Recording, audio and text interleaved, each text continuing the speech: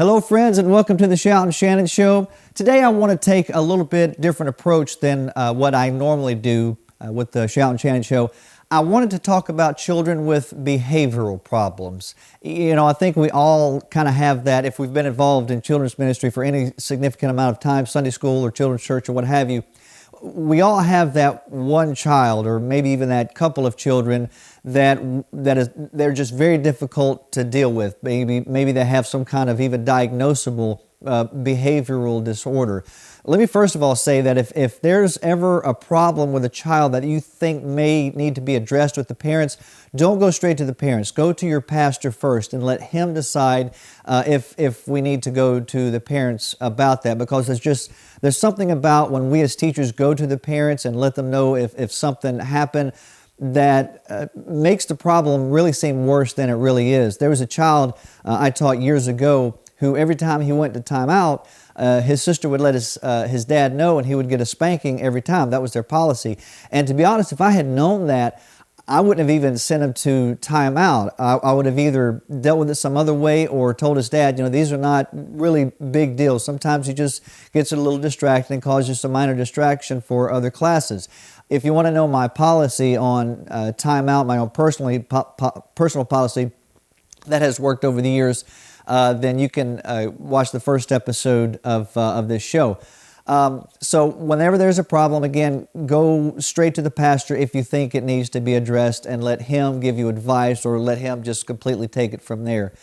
But when it comes to children with behavioral problems, you know, all the teaching tips, the maintaining attention tips that I gave in the first episode, all those nearly just go completely out the window. We all have our thoughts on, you know, things like ADHD. We all have our thoughts and opinions on medication and certain things like that. But I have told parents that if you'll send your child outside in the sun to play for an hour a day, that will cure half of your problems. But the fact is, we are going to have children that every service, every class, they're going to cause some type of significant disruption and significant behavioral problem that is just going to be difficult to deal with. And when it comes to that, there is only one thing that will truly help that child. One word, and that is relationships. Relationships, and a relationship with that child is the only thing that will save that child. Because the average child, and if you'll forgive me for saying the average child, let's say the average child is here, they grew up in the church, they do well, and they stay in church. Children with significant behavioral problems are either going to be here, they're going to completely lose out, or they're going to be here. And there's almost never any middle of the road when it comes to those children. And I know that not only in observation, but I was that child. I was that child that had certain behavioral problems. And I don't claim to be, you know, here as a person, but God has given me a wonderful life. And there's one reason that happened. One reason is because I had a pastor through many years who took the time to develop a relationship with me. And Dr. Jerry Patterson, and I've been to at this church at the time of this video you're seeing for almost 32 years. And he has been like a father to me. I had that need, and he was really the only person who really understood these kinds of disorders or, you know, behavioral problems on a really deep spiritual and psychological level. And I have spent hundreds of hours, and I mean literally hundreds of hours, one-on-one with him, counseling and just spending time with him, learning from him.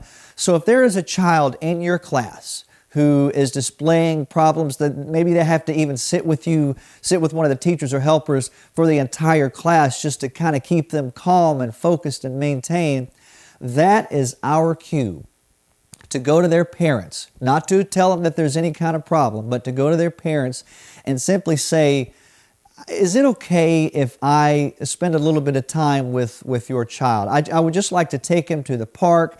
I see a lot of potential in this child, and I would like to see them grow anymore, and get the parents' permission to spend some time with that child. Now, don't take them to Chuck E. Cheese or, buy them a pizza and candy and a whole bunch of stuff. Just take them to a place that's out in public, especially if you're a male teacher. That's just the world we live in. Protect yourself. Don't be alone with that child. That's you understand. I'm sure we understand things along the lines of accountability.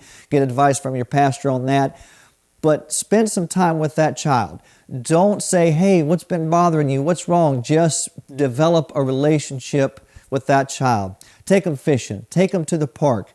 Do whatever you feel comfortable doing to simply spend time with that child. Now, if that child wants to tell you the problems they have, it could be a psychological problem. It could also be problems that they're having at home. And if they are having significant problems at home and you feel like that needs to be addressed, again, go to your pastor about that. If you think there's issues of abuse, sometimes whenever a child is around a parent, if you see them kind of freeze up like that, whenever the child is with their parent and they don't really move, that is a, we say fight or flight. Really, it's freeze, flight, or fight in that order. Our first instinct with encountering danger is that we freeze up. And after that, we make a decision if we're going to flee. And if we can't flee, we make a decision to fight that problem. So with children, they can't flee or fight. So a lot of times you'll see them just kind of freeze up. If you see that consistently, every time that child is with the parent, then you may need, again, to speak with your pastor and tell him what you observe. And again, let him take it from there. So whatever problems that the child brings to you, don't give a bunch of advice. Don't say this is what you need to do. Just tell them, I'm praying for you. I'm here for you. I love you, and develop a relationship. And you will see, I tell you in the Holy Ghost, you will see a difference in that child and their behavior in the classroom. Because most children don't really need that. But these children that are having problems, whether it be psychological or things that are happening at home, the only chance they have is us developing this relationship with them and letting them know that they can trust us with their life, even with their soul. I can trust he's now our bishop, Dr. Jerry Patterson. I trust him with my soul. We've got to be the kind of people that let these children know we will not hurt them. Whatever information they give us, we will not hurt them with it, and we will help them with it. So whenever you encounter one of these children, again, if you have to have them sit with one of the helpers for the entire service, do it. If something major happens and you have to escort them out of class, if they're having some kind of meltdown because it happens, do that. Don't try to restrain them. Just take them to a safe place. Let them, kind of work that out, because there's not a whole lot we can do about that. If they'll let you hold them, sit them in your lap, if you think that's appropriate, do that. But again, the only thing that will save that child is relationships. Thank you for joining me today. I hope this has been helpful, informative, as well as inspirational.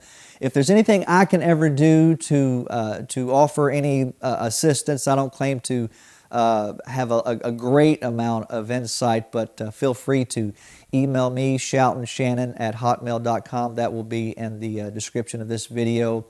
And let's love those kids, and let's develop a relationship with them, and give them everything that God has given us to give them. Thanks for joining us, folks. Lord bless.